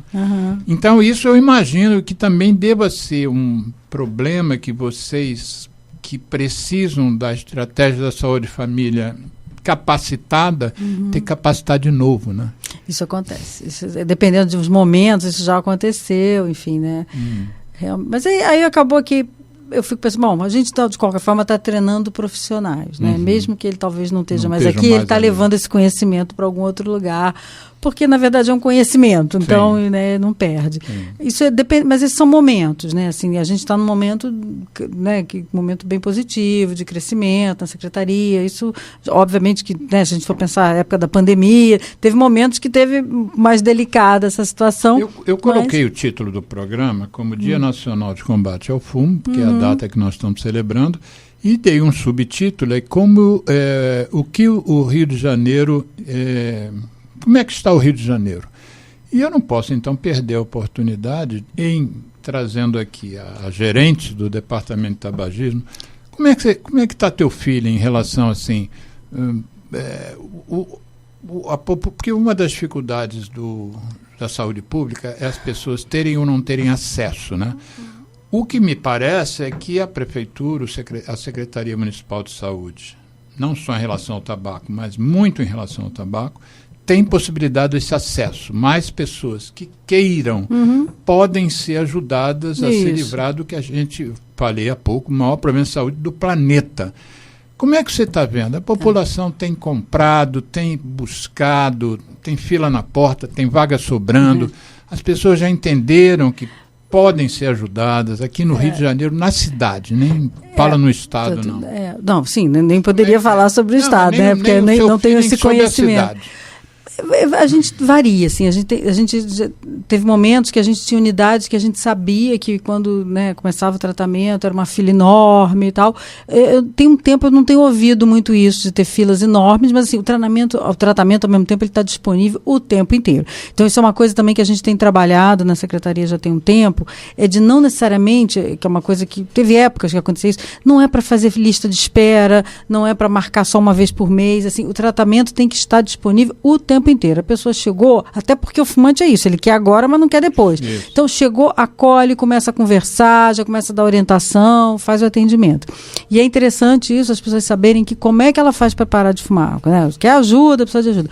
Basta procurar a unidade mais próxima da sua residência, ou do seu local de trabalho. Se não souber direito qual é e tal, tem o Onde Ser Atendido, que você entra no Onde Ser Atendido, vai ter botar no Google. Do Google, né? Onde ser atendido. Onde ser atendido. Só escrever no Rio de Janeiro, né? Assim, no Rio. Aí vai aparecer um local... Ô, Geraldo, você teria como, não tem como entrar no Google aí não, né? Só para ver se o Geraldo, que não é da área, acharia esse endereço. Tá. Onde ser atendido. Onde ser atendido tem no Google. Assim, onde ser atendido RJ. No Rio de Janeiro. E aí tem um lugar que você pode colocar você vai colocar o seu endereço e aí vai aparecer o nome da equipe, inclusive de saúde da família, que é... Onde ser atendido, Rio de Janeiro, dá um enter e vê o que acontece. Onde ser atendido, RJ, vai aparecer. Eu canso de fazer isso, porque... Não, nada. É onde ser atendido na Secretaria de Saúde do Rio de Janeiro. De Saúde, Secretaria Municipal de É isso aí, é isso aí. Aí você vai colocar, tem um espaço lá que você coloca o seu endereço, vai aparecer qual a sua unidade de saúde, inclusive qual é o nome da pessoa da sua equipe de saúde. Então lá tá, então é isso. Aí você vai buscar ajuda. Isso pode ser feito até pelo celular, né? Você pode não ter computador em casa, lá no celular já resolve. Não tem dificuldade. Mas é isso, é buscar ajuda no local mais próximo da sua residência e dizer, gostaria de parar de fumar. E você acha que isso está acontecendo? As pessoas estão... Porque nós chegamos no momento em que no Brasil a gente passou de uma prevalência de 36%, descemos para 9%, 10%. Mas ontem mesmo saiu uma matéria por ser o Dia Nacional, né? Muitas matérias foram veiculadas na imprensa, e uma delas citando dados do Ministério da Saúde, então não é fake news, não é um achismo, de que estava havendo um recrudescimento, as pessoas estavam voltando a fumar, né? E aí isso me preocupou muito, porque eu já venho num discurso que o Brasil está ganhando, o Brasil o número está caindo, eu já vinha com esse discurso antes em relação aos meninos. E aí o André Schlot, epidemiologista do INCA, já tinha dado um alerta de que, inclusive por causa dos cigarros eletrônicos ilegais, estava havendo um aumento dos meninos e meninas a consumir nicotina. Mas não se falava dos fumantes. E ontem essa matéria, essa mensagem do Ministério me preocupou. Quer dizer, será que a gente... não digo que estamos perdendo a guerra, estamos longe de perder a guerra. A guerra está ganha, o Brasil continua sendo um país exemplo. Mas será que a gente não tem que fazer algo mais, né, para dar uma barrada nisso? Porque né, uma coisa que a gente já fez fundamental foi proibir o cigarro eletrônico. Né? Não, eu vi essa informação, eu também fiquei um pouquinho assustada, mas eu acho que esse trabalho com o tabagismo, ele é constante e é isso, a gente não pode parar, né? Obviamente que essas datas é um momento que a gente acaba chamando atenção para o tema, e geralmente nesse momento aumenta um pouco a procura, isso é o tempo inteiro. O que eu acho, às vezes, assim, que a gente já conquistou tanta coisa boa, tantas leis importantes, eu acho que a gente tem que, às vezes, ficar de olho um pouco de como que efetivamente essas leis vão ser colocadas em prática. Então, em relação, por exemplo, cigarro eletrônico, né? Cigarro eletrônico é proibido no país, não pode vender, não pode ter comércio. Então, o que está acontecendo? Cadê o comércio desse produto, né? Então, esse mês mesmo, né, saiu aquela questão do Ministério está cobrando que as agências de mídia, né, tirem a propaganda da internet, enfim. Então, eu acho que é isso. Tem que acabar com a propaganda da internet, tem que acabar com a propaganda na rua, né? Se o produto é proibido, não pode vender, não pode vender. Tem que haver repressão no meio da rua para essa venda. A propaganda, a gente tem uma lei maravilhosa de acabar com a propaganda nos pontos de venda. Essa lei tem que ser colocada em prática. Né? E eu acho assim que, na verdade, não sei se necessariamente é só indo atrás do comerciante. Sim. Porque, na verdade, a propaganda, quem coloca é a indústria. Eu acho que assim que tem que haver uma ação judicial forte. Por que estão colocando propaganda nos pontos de venda ainda? Quem contrata o publicitário para bolar aquela propaganda, o cartaz, o tamanho, as cores. Isso, quem entrega aquele material colorido e diz onde vai botar no ponto de venda é a indústria. Então não tem por que nem prejudicar o comerciante. Na verdade, ela que está colocando em risco que o comerciante tome uma multa, porque ela está entregando para ele material irregular. Basta você andar na rua, você vai ver o tamanho daquelas cartazes coloridos, o preço enorme. Enfim, cadê a indústria? Tem que ser acionada, porque ela está fazendo... Gente, a lei é de 2018. Já tem alguns anos e a propaganda continua acontecendo. Então, eu acho que a gente tem que focar nisso. A gente já tem leis importantes, vamos ver o que a gente faz agora para acabar com isso. Não, e a gente tem... eu volto a elogiar o programa brasileiro, mas dizendo que ele é o melhor do mundo. Mas existem lugares no mundo que, em alguns aspectos, estão muito à frente da gente. Um dos exemplos é uma coisa que nós não conseguimos fazer até hoje, que é a chamada embalagem padronizada. O maço vamos dizer, todos os maços terem cor marrom, só tem lá o nome do maço, não tem mais nenhum desenho, nenhuma cor vermelha e branca, não tem foto, não tem, quer dizer, tem a imagem de advertência, mas não tem nada que identifique aquela marca. Porque quando a indústria bola um maço de cigarro, aquelas cores não estão à toa, né?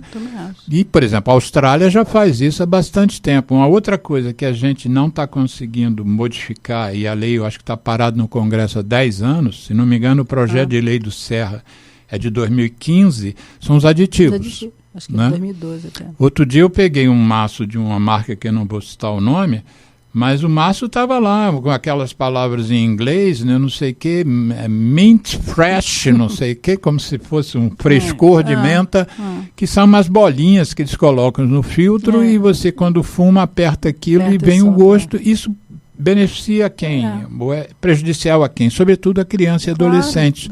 Que o fumante não quer gostinho de ameixa, o fumante de 40 anos de cigarro, gostinho de morango.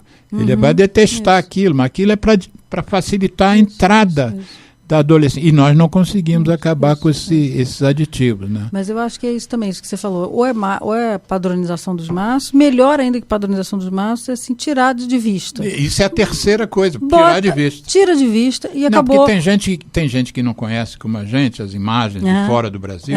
Os maços ficam dentro de um armário fechado de aço. É isso. Você quer um maço de tal marca, você pede, mas ele não está ali visível. Né? Eu acho que tem que ser assim, e na verdade tem por onde você conseguir isso. Eu fico pensando isso, tem que ter. Porque assim, se teve uma lei que acabou com a propaganda no ponto de venda, determinou como é que você ia expor o maço, eles não cumpriram, então pronto. Sim. Não cumpriu, não sabe cumprir, fica tentando burlar, fica tentando. Então pronto, agora esconde o maço, pronto, acabou. Você não pode avisar que. Né? E é isso. Porque não adianta, enfim, é uma luta interminável, né? Eles sempre vão querer vender, vão querer chamar a atenção do jovem, vão procurar uma forma de estar junto dos jovens, né? Nas festas, principalmente essa coisa de festa, show, né? Eu acho que tem que ter uma coisa bem mais rígida em relação a essa questão desses momentos, né? Eu queria fazer uma pergunta. Fala, Geraldo.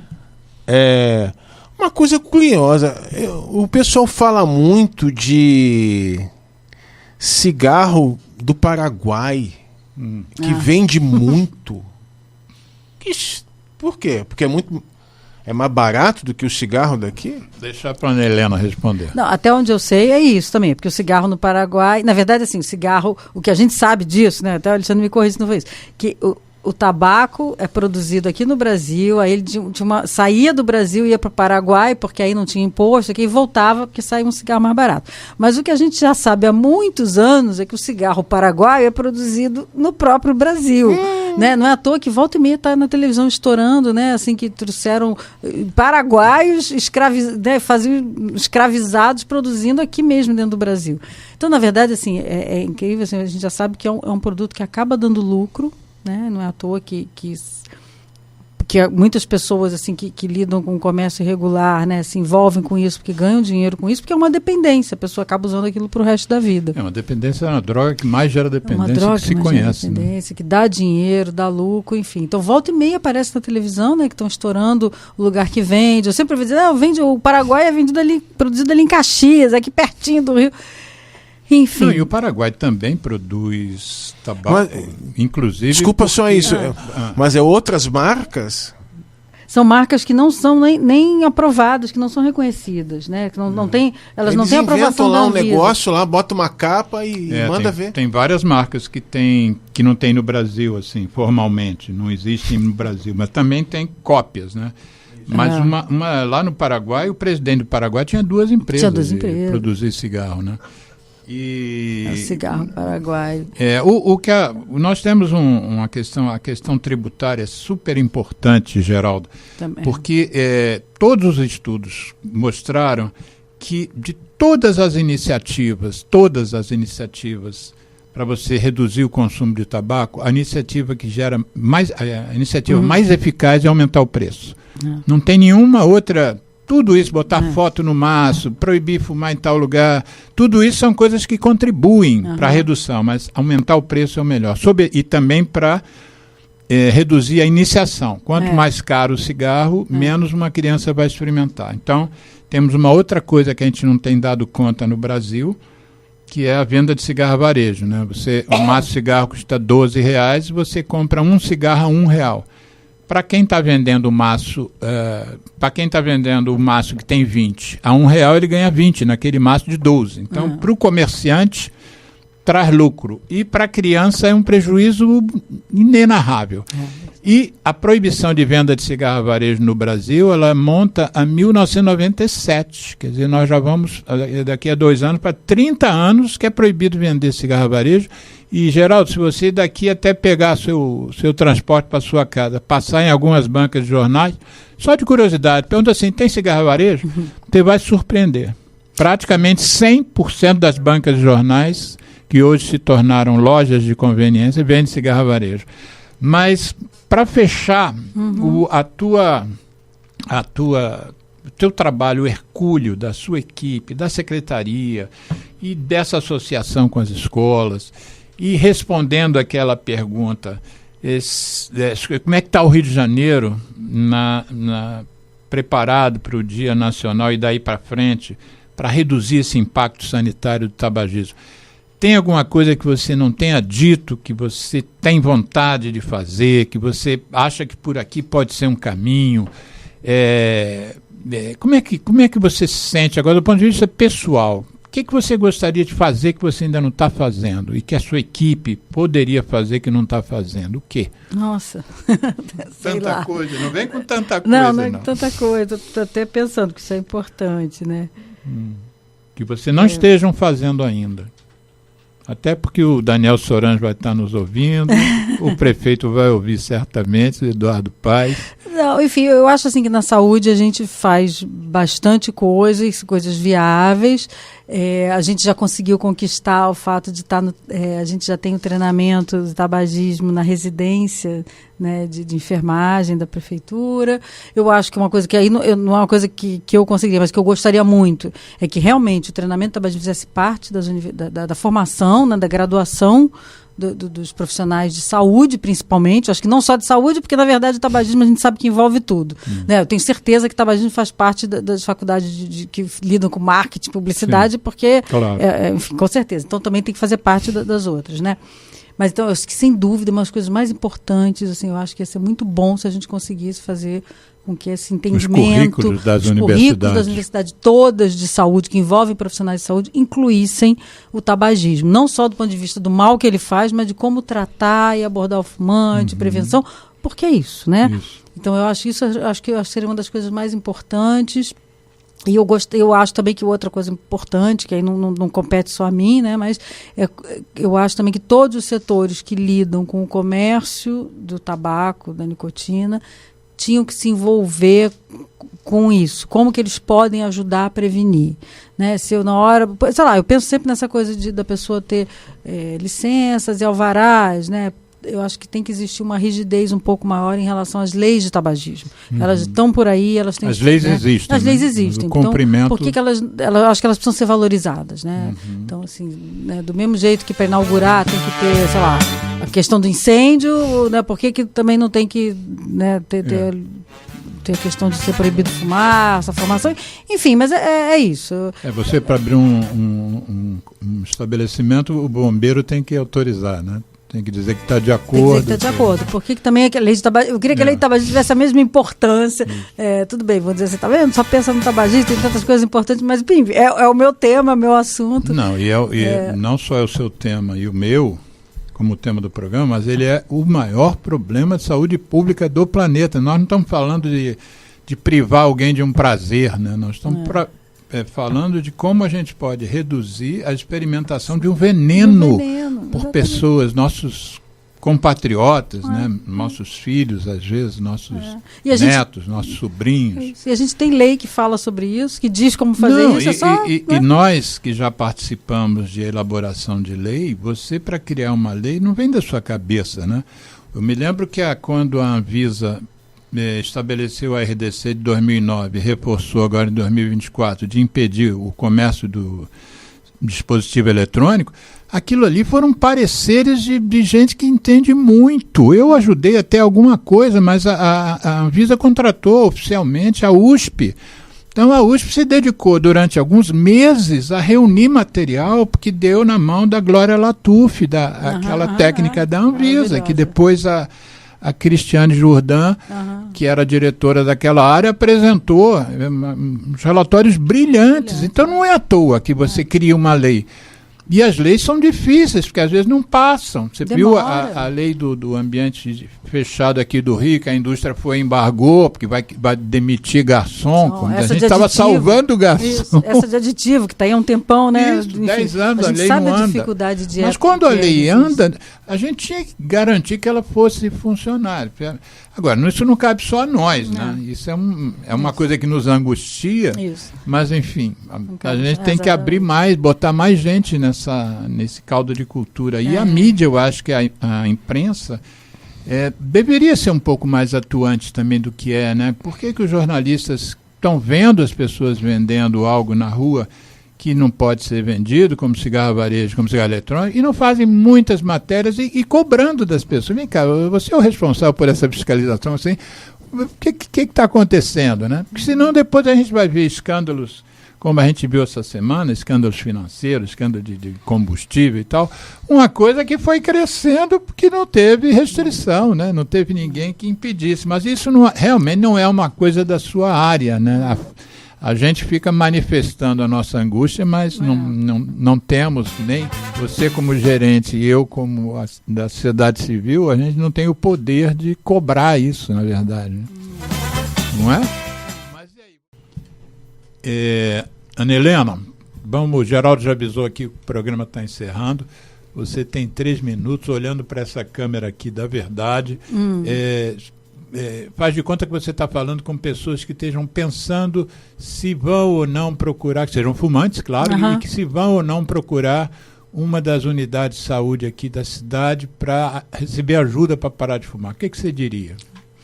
Eu diria para eles aproveitarem essa oportunidade, porque é muito bom você poder ter essa chance de ficar livre do cigarro e poder ver o quanto isso pode trazer de vantagem. Vantagem não só de saúde, obviamente, né? Com certeza muitas vantagens na saúde, para a beleza da pele, para a qualidade de vida, para o dinheiro, para o relacionamento com os filhos, com as pessoas próximas, enfim. A gente vê assim que o cigarro acaba tirando uma possibilidade na vida. E isso é possível, né? Assim, na verdade, você não nasceu fumando, você aprendeu a fumar, aprendeu que aquilo talvez fosse interessante, que podia ser bom para a sua vida, e depois você ficou preso. É uma prisão. Então, essa ideia, até eu acho que as propagandas de tabaco falavam muito, né? Eles associam muito o fumar com a liberdade, com a independência. Não existe liberdade, você, na verdade, é uma escravidão. Então, a gente tem, eu acho assim, que a gente tem uma oportunidade de ajudar você a ter ganhar coisas na sua vida, ganhar qualidade de vida, ganhar a sua vida de volta. Enfim, é uma chance que eu acho que as pessoas têm que se dar. Até porque as pessoas, às vezes, eu digo chance, porque às vezes eles acham que vai ser difícil, que não vai conseguir, mas experimenta, assim, porque a gente tem muitas técnicas e muitas estratégias. Tenta, né? Você tem a chance de conseguir muita coisa boa para a sua vida, e isso está disponível nas nossas unidades, é só buscar a unidade de saúde mais próxima da sua residência, ou procurar no onde ser atendido, para conquistar muito mais qualidade de vida. Isso eu acho que é bem importante. Liberdade e qualidade de vida. Helena, muito obrigado. Foi um barato ter você aqui. Que bom. E Geraldo, obrigado. Aos nossos ouvintes de agora ou de mais tarde, isso vai ficar na rede, além de ter passado ao vivo na rádio Nossa Senhora de Copacabana, no site da rádio, www.radionsc.com. Vai ficar também no nosso canal no YouTube, o Centro de Apoio Tabagista. Compartilhem, curtam e compartilhem, por favor.